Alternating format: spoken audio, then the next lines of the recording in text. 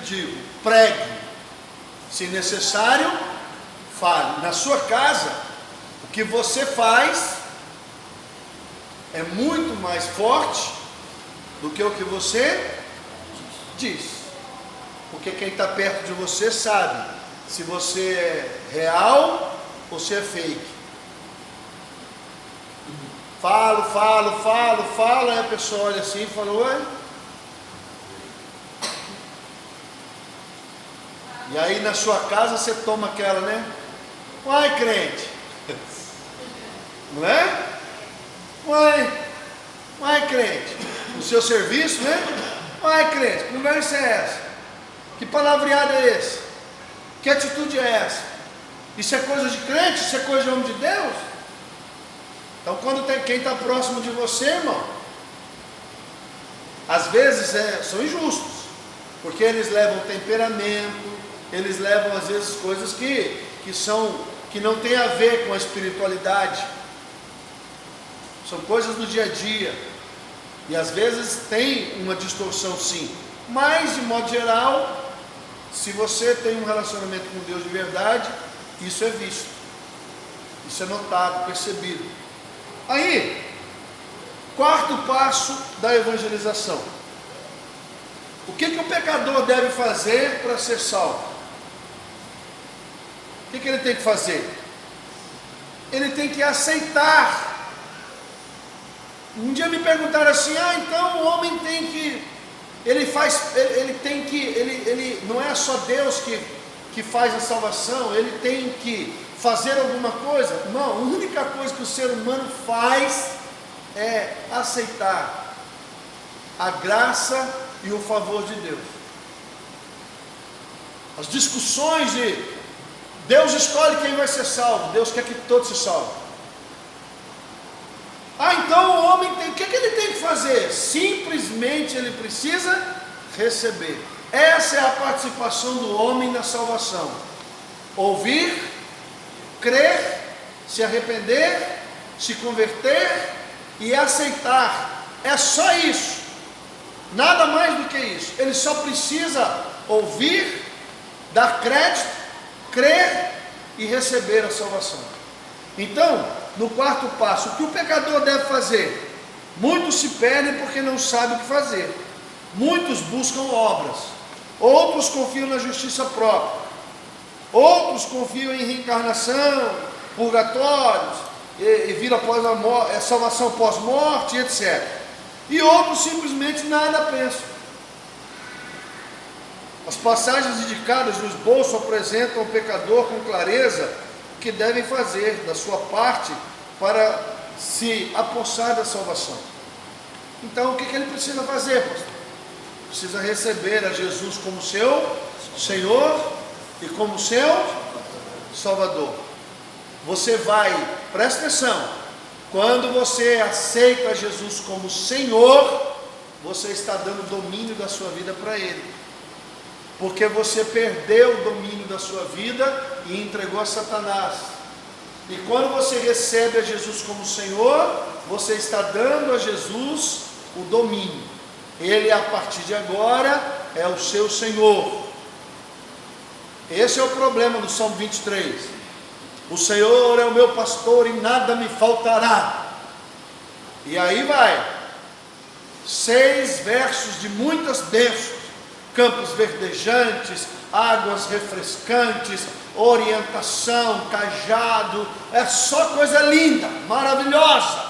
Só tem um problema: o Salmo 23 é uma promessa para aqueles que têm o Senhor como seu pastor. E o Senhor é Kyrios, com letra maiúscula, dono, proprietário, aquele que exerce domínio ou controle. Quando o Senhor é o teu pastor, nada te falta. Por quê? Porque a responsabilidade da sua vida é dele. Se a minha vida é dele, então a responsabilidade é de quem? É igual aqui na igreja. Quando falta dinheiro, alguma coisa, receita baixa, eu recebo ligações, né? Principalmente do tesoureiro: pastor, o que faremos? Falei: eu não faço nada. venho para o altar e falo para o Senhor: Senhor, a tua obra está precisando. E olha, você sabe que Deus sempre responde. Por quê? Porque a responsabilidade não é minha. De quem é a sua vida? A minha vida é do Senhor. Bom, se a tua vida é dele, então o domínio e o controle é de quem? Dele. Nada vai te faltar, se o Senhor for o seu pastor. Bom, aí eu tenho 5. Falei para a pessoa o que ela deve fazer. O que ela deve fazer? Aceitar a Jesus como Senhor e Salvador. Mas aí a pessoa tem um monte de argumento, né? Cheio de argumento, cheio de teses. Então, o que faz Deus quando o pecador se arrepende e crê? Bom, agora é o momento que levamos o pecador a firmar-se na certeza da salvação, de comunhão com Deus, de sua presença em seu coração, e entender que pode ser transformado e salvo num momento. Com as passagens indicadas, deve-se levar o pecador a entender o que Deus vai operar no seu coração, quando ele tomar a decisão de aceitar a Jesus como seu Salvador. Amém? Então, depois da evangelização, deve vir o quê? O apelo. Você falou? A pessoa está ali olhando para você, entendeu? Então o que ela tem que fazer? Você quer aceitar Jesus como seu Senhor e Salvador? Faça o apelo. Se ela falar, eu quero. Se você quiser entregar a Jesus, levante suas mãos. Se você quiser entregar sua vida a Jesus, estenda suas mãos. Se você quiser aceitar Jesus, me dê um abraço. Existem muitas formas e muitas maneiras de você fazer o apelo. Há muitos que não ganham almas porque falam e deixam o restante na mão de Deus, alegando que a obra é do Espírito Santo. Nota-se, entretanto, primitivamente os discípulos levaram outros a Jesus. João 1, 35 a 42. Precisamos convencer as pessoas a tomar a decisão. A obra é do Espírito, é o Espírito que convence. E ele está ali acompanhando com interesse o desenrolar da palavra, da palestra, e pode atuar no coração do pecador para se decidir naquela hora, aguardando o avião atrasado em Ilhéus, né? Aí tem uma experiência aí, depois vocês podem ler. Então, o item 3 aí: o evangelista não deve gastar tempo com palavras suas, argumentando e tentando explicar muito. Dê lugar à palavra. Não adianta você falar muito, amor. Você, palavra diz, está escrito, está escrito, está escrito, está escrito, está escrito, está escrito, está escrito. Dê lugar à palavra. A palavra de Deus diz, a palavra de Deus diz, a palavra de Deus diz, a palavra de Deus diz. É a palavra de Deus, não é você. Por isso que eu falo para vocês, o que eu acho, o que eu penso, o que eu imagino, não te interessa. É o que a palavra de Deus diz. É bom que depois de o pecador ler um versículo, o evangelista faça uma pergunta sobre por exemplo, você leu o versículo com ele, pergunte para ele, entendeu? Você entendeu o que quer dizer Romanos 3, 23? Porque todos os pecados instituídos estão na glória de Deus?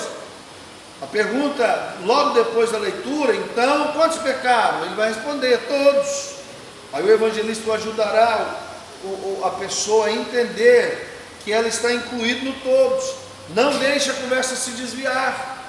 Não, mas por que tem muitas igrejas? Ah, mas por que tem muitas placas? Ah, mas por que aconteceu isso? Aí a pessoa às vezes tenta, você fala, tudo bem, depois a gente retoma, mas continua a linha de raciocínio.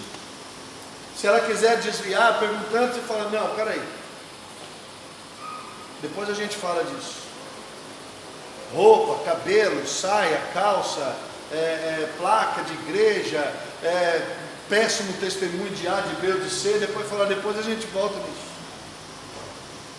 O item 6 aí, não ataque qualquer, sabe por quê? Porque a pessoa que tem uma religião, muitas vezes ela é sincera. Ela não é mau caráter, que ela não presta, que ela é uma idiota, burra. Não, não. Ela simplesmente ainda não recebeu a revelação de quem é Jesus. Ela acredita, como eu acreditava e a maioria de vocês. Eu não preciso agredir a religião de ninguém, eu não preciso falar mal contra ninguém. Eu tenho que pregar o Evangelho, eu tenho que falar de Cristo. Eu não tenho que falar de religião. E se eu for falar de religião, eu tenho que falar no sentido de esclarecer que religião não salva, ou salva? Salva? Não sou evangélico, quer dizer nada. Sou católico, sou espírita. Não, religião não salva. Quem salva? Cristo. É o Cristo vivo que salva. Então eu não preciso ofender a religião de ninguém. Pelo contrário, eu posso pegar a religião da pessoa e fazer com que ela entenda que aquilo ali é um equívoco e que há algo mais além dos montes. Existe algo mais. Aqui que está a questão. E o algo mais é o quê? O relacionamento com Deus. Então aqui que está a questão, o relacionamento com Deus. O algo mais que a religião não tem, por si só, é o relacionamento com Deus. Então não há necessidade de atingir, de afetar, de falar, não precisa.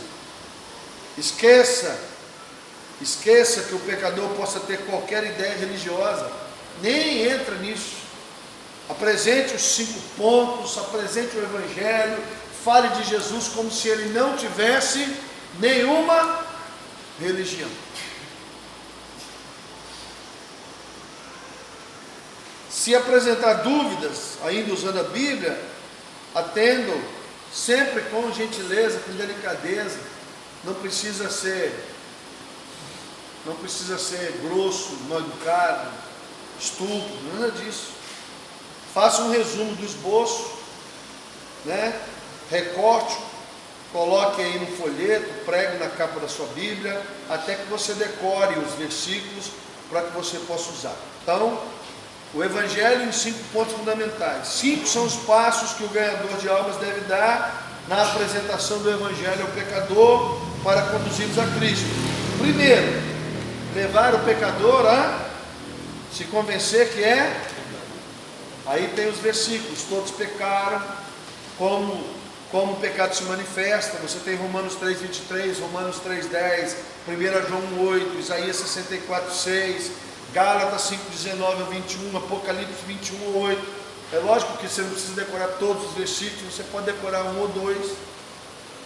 Segundo, levar o pecador a se converter da sua triste condição diante de Deus. Está separado de Deus, Romanos 3,23. Está condenado à morte, Ezequiel 18,20, que fala que a alma que pecar, esta morrerá. Romanos 6,23, que diz que o salário do pecado é a morte.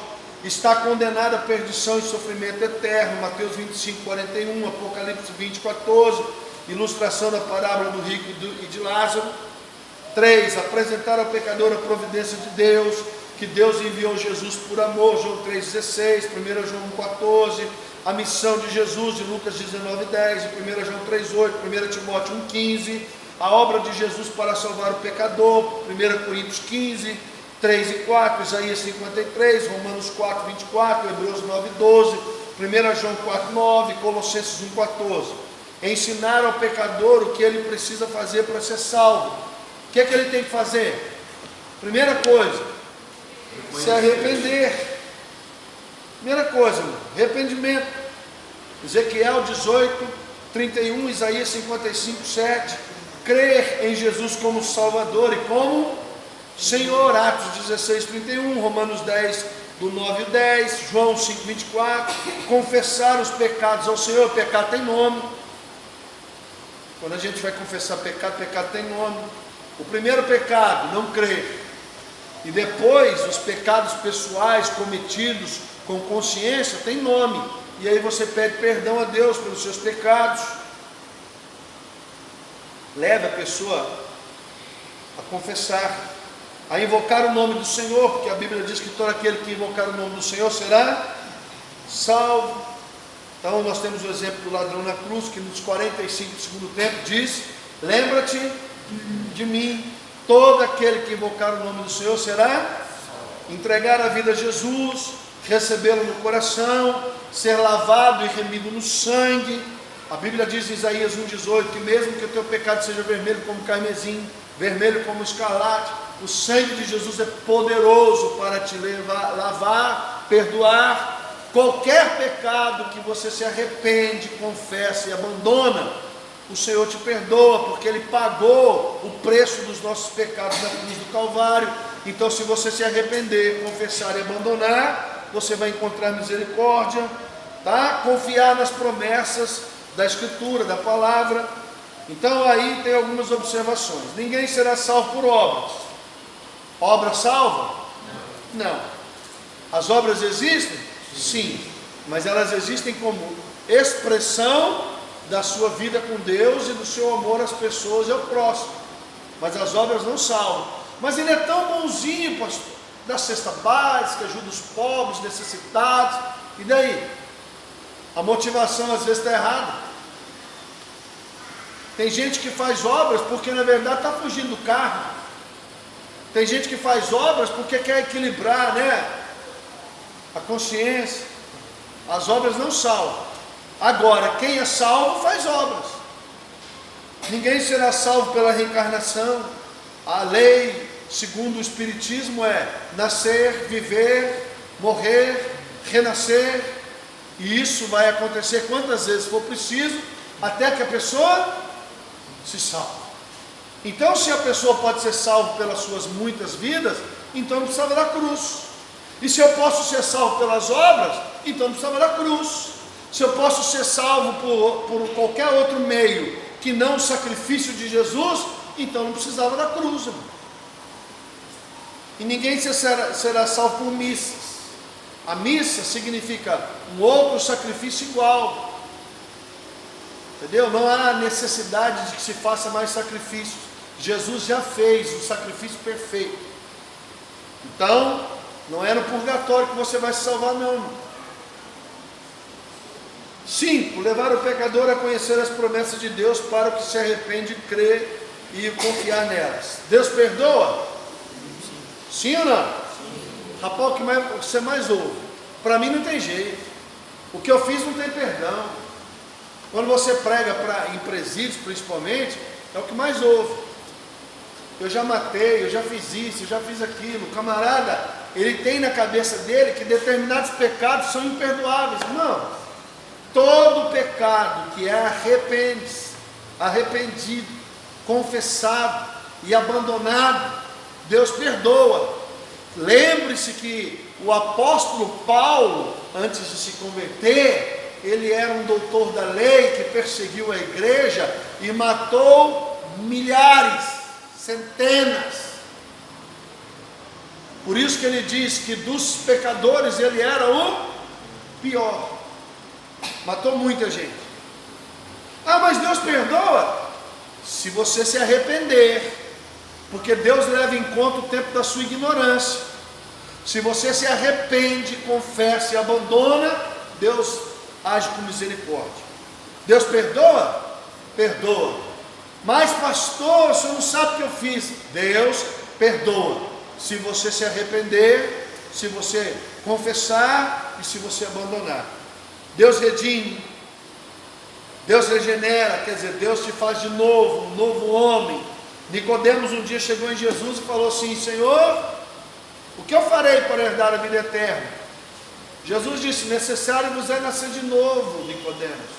João capítulo 3. Aí Nicodemos falou: ué, pode um homem velho voltar ao ventre da sua mãe? Aí Jesus falou: não, querido.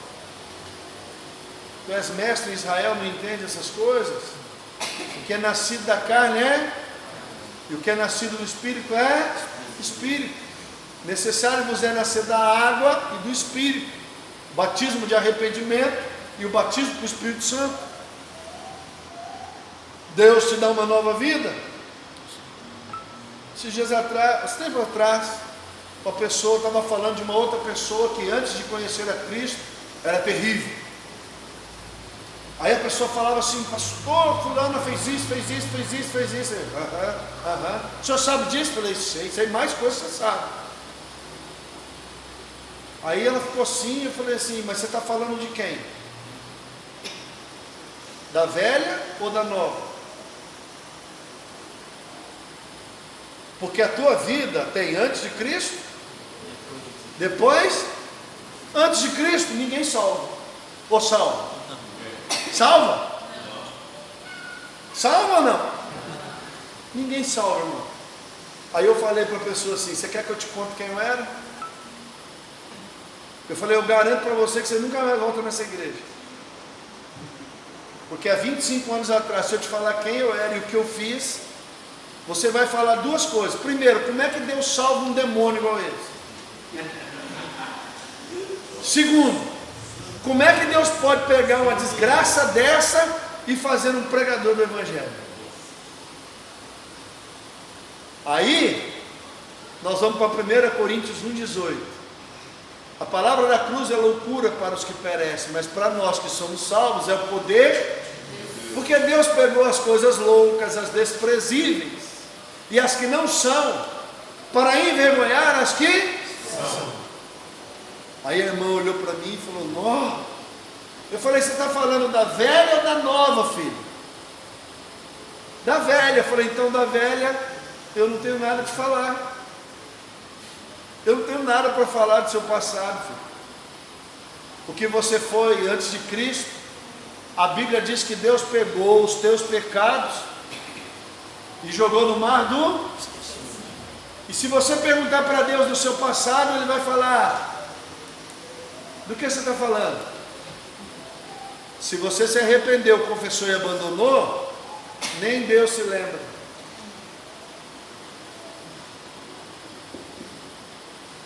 Mas as pessoas perguntam: Deus vem habitar no coração daquele que se converte? Sim. Agora você vai ser templo do Espírito Santo. E Deus, podendo morar no universo inteiro, optou em morar dentro de você. Deus justifica o pecador? Pastor, fez um monte de coisa errada, agora se converteu, virou um santinho. Fácil, né? Mudou de vida. É exatamente isso. Romanos capítulo 8 diz o que? Nenhuma condenação há para os que estão em Cristo. Aí você pode devolver para a pessoa. Você sabe por que os piores se convertem? Porque eles reconhecem que são pecadores, eles reconhecem que estão afastados de Deus, eles reconhecem que são perdidos, e eles olham para Jesus e encontram em Jesus tudo que eles não encontraram em drogas, sexo, prostituições, dinheiro e tudo mais. É por isso que as pessoas que não foram libertas têm um pouco de dificuldade. Entre o meu testemunho e do meu filho, qual que é maior? Dele. Ele não sabe quanto eu invejo. Porque o meu testemunho é de libertação, cara. O dele é de livramento. É muito poderoso. Um cara de 29 anos, que nunca bebeu, nunca fumou, nunca se drogou, namorou, noivou e casou, conhece apenas a sua mulher. Isso é muito mais poderoso do que o cara que foi liberto. O poder disso, por quê? Porque ele está mais próximo de Cristo do que eu. Porque Cristo nunca pecou. Limpo. Quem tem mais testemunho? O que foi liberto ou o que foi livrado? O cara poder olhar e falar assim: rapaz, Deus me ama, hein? Porque no meio de um mundo caótico, eu estou guardado. Que amor é esse? Oi?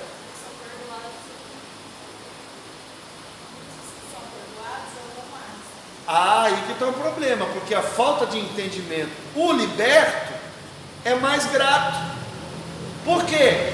Porque ele traz no corpo dele as marcas da escravidão dele. Então toda vez que eu olho para a minha alma, eu olho para quem eu era e eu falo assim: o que Deus fez? Por que Deus fez?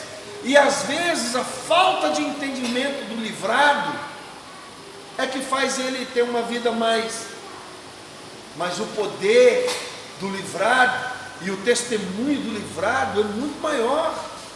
Você já bebeu? Não. Fumou? Não. Usou droga? Não. Se prostituiu? Não. Adulterou? Não. Você é ET? Sou. Sou do céu. Então não se envergonhe da sua pureza. Pelo contrário, dê valor a ela, porque ela vale muito. Eu olho para os livrados e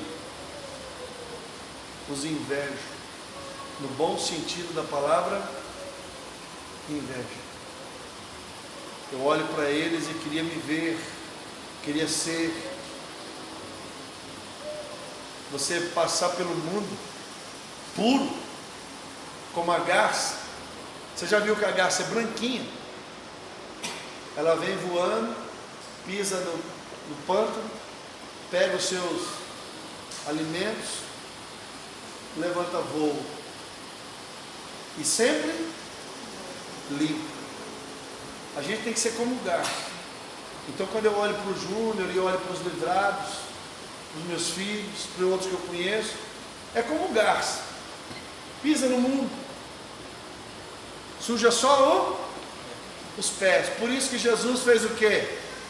Lavou o quê? Entende? Por que lá no dia que Jesus pega a toalha e a bacia, ele lava o quê? Os pés. Aí Pedro falou: não lava os meus pés. Aí Jesus falou: se eu não lavar os teus pés, tu não tem parte comigo. Aí Pedro falou: não, lava minha cabeça e minhas mãos. Jesus falou: não, aquele que já foi limpo, a única coisa que ele precisa é lavar. Por quê, pastor? Porque você está no mundo aí. E quando você anda no mundo, a poeira do mundo suja os teus pés. Suja os teus pés. Mas não a tua cabeça, nem o seu coração. Então quem já foi limpo, necessário é o quê? Lavar os pés. E você vai ter que lavar muitas vezes. Você está no mundo? Você vai lavar o pé. Por isso que tem a Bíblia, a palavra, limpando. Limpando o quê? A tua caminhada. Porque, irmão, andar no mundo, infelizmente, você vai ter que sujar os pés. Então, de tempos em tempos, todos os dias, você vai ter que fazer o quê? Lavar.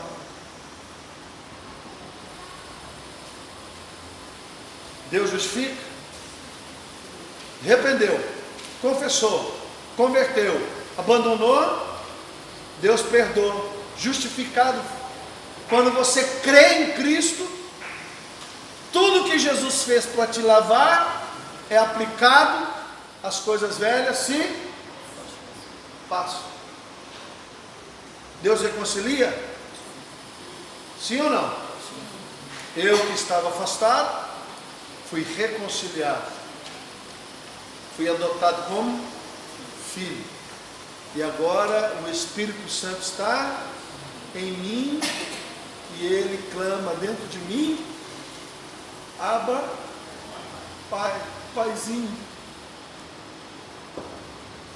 E é isso que é Evangelho, irmãos. O resto é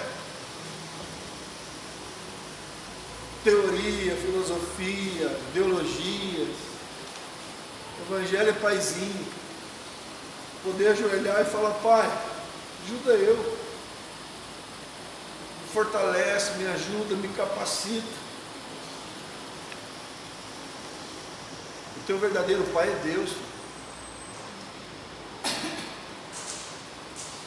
Meu pai e minha mãe têm um lugar, importância, geraram minha vida física. Mas o meu verdadeiro pai é Deus. Por isso que a gente precisa entender, para a gente poder fechar. Depois de apresentar o Evangelho, o ganhador de almas deve, com oração, tentar levar o pecador a tomar uma decisão imediata de entregar a sua vida a Jesus. E se ele ainda tiver dúvidas sobre como poderá ter certeza da salvação, ensine-lhe que basta confiar no que a palavra de Deus promete da parte de Deus e apresentar-lhe João 5:24. Se ele quiser deixar para tomar a decisão para depois, posteriormente, mostra-lhe com amor e solenidade que é perigoso isso, porque você não sabe se vai ter amanhã. E aí tem um bônus para você. 7 razões para 3 perguntas. Por que cada crente deve ser um ganhador de almas? Por que as igrejas precisam acelerar a obra missionária? E por que a mocidade precisa oferecer suas vidas a Deus para o ministério da palavra? Quem pregará? Quem vai pregar? Isaías, no capítulo 6 do livro de Isaías, ele tem uma experiência com Deus. E ele, depois que ele vê o Senhor, ele diz, ele ouve, a quem enviarei? E ele responde, envia-me. Eu queria ser uns 100.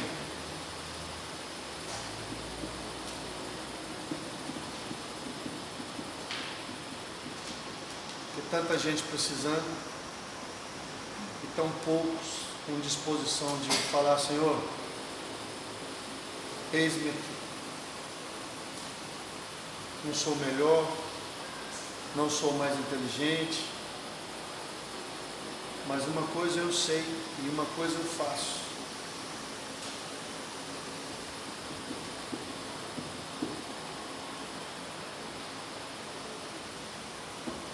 Usa minha boca para falar, para que eu possa ganhar almas. E esse é o problema da igreja hoje. A responsabilidade de ganhar almas não pesa sobre o ombro das pessoas. Basta você perguntar assim para a pessoa, qual foi a última alma que você ganhou para Cristo? Fala o nome dela e pensa agora, eu levei este ano. Não, vou te ajudar porque nós estamos em março. O ano passado, pastor, eu levei fulano, Bertano, Ciclano a Cristo.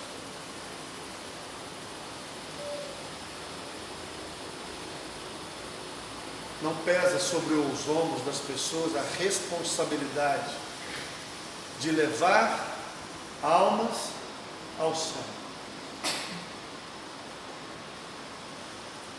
E este peso deveria estar sobre a igreja. Mas infelizmente muitos que estão na igreja, é como se eu já estou salvo, beleza, fiz a minha parte, se eu entrar no céu, pastor, está tudo certo. Será?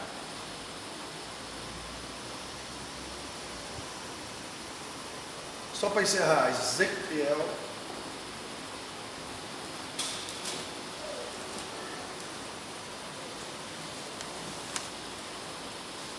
Ezequiel 33.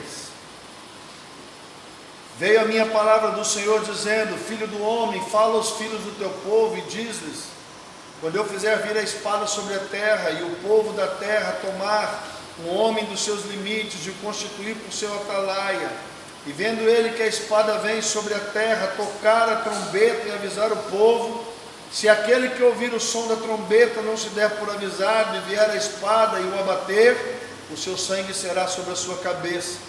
Ele ouviu o som da trombeta e não se deu por avisado. O seu sangue será sobre ele, mas o que dá por avisado salvará a sua vida. Mas se o atalaia vir, que vem a espada e não tocar a trombeta e não for avisado o povo, se a espada vier e abater uma vida dentre eles, este foi abatido na sua iniquidade, mas o seu sangue demandarei do atalaia. A ti, pois, ó filho do homem, te constituí por atalaia sobre a casa de Israel. Tu, pois, ouvirás a palavra da minha boca e lhe darás aviso da minha parte. Se eu disser ao perverso, ó perverso, certamente morrerás, e tu não falares para avisar o perverso do seu caminho, morrerá esse perverso na sua iniquidade, mas o seu sangue eu demandarei de ti. Mas se falares ao perverso para o avisar do seu caminho, para que ele se converta e ele não se converter no seu caminho, morrerá ele na sua iniquidade, mas tu livrastes a tua alma. Tu, pois, filho do homem, diz a casa de Israel, assim falais vós, visto, e aí vai. Presta atenção. Se você sabe que Jesus vai voltar, e que quando ele voltar ele vai arrebatar a igreja, e que haverá vida eterna e morte eterna, e se mesmo assim você não falar nada para as pessoas que estão próximas a você, e se aquela pessoa não se salvar, Deus pode cobrar a vida dela de você. E é por isso que lá em Apocalipse a Bíblia diz que muitos entraram no céu de branco, vestes brancas, salpicadas de sangue. E aquele sangue salpicado são das vidas que você poderia ter ganhado para Jesus, mas não ganhou.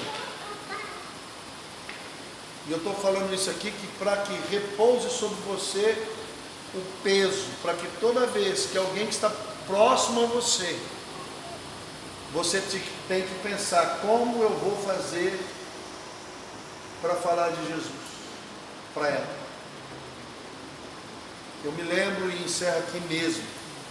Todos os dias eu chegava na autoescola e escrevia um versículo bíblico no quadro de aviso, que era uma lousa. Todo dia eu chegava, tomava café e escrevia um versículo. E eu fiquei 7 anos.